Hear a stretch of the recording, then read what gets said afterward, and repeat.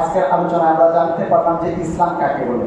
ইসলাম শব্দের অর্থ আনুগত্য এবং আত্মসমর্পণ করা। আর ইসলাম মানে হচ্ছে আল্লাহর আদেশ নিষেধের প্রতি আনুগত্য প্রকাশ করা, আল্লাহর অনুমোদিত ইসলাম ধর্মের প্রতি পরিপূর্ণরূপে আত্মসমর্পণ করা।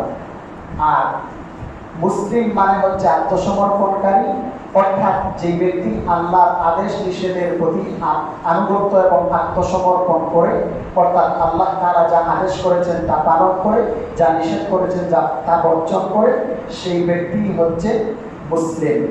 পাশাপাশি আমরা জানতে পেরেছি ইসলাম মানে শান্তি নয়, ইসলাম শান্তির ধর্ম।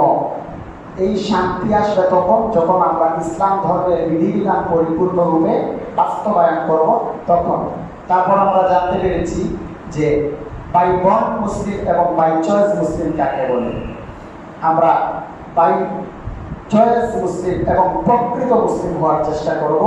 সর্বশেষে আমরা জানলাম যে আরকানুল ইসলাম, ইসলামের রুকুন হচ্ছে 5টি। এই 5টি বিষয়ে যে শাহাদাত, আল্লাহ তাআলার কর্তব্য এবং রাসূলের রিসালাতের স্বীকৃতি, নামাজ কায়েম করা, যাকাত প্রদান করা, রমাদানের রোজা রাখা এবং হজ।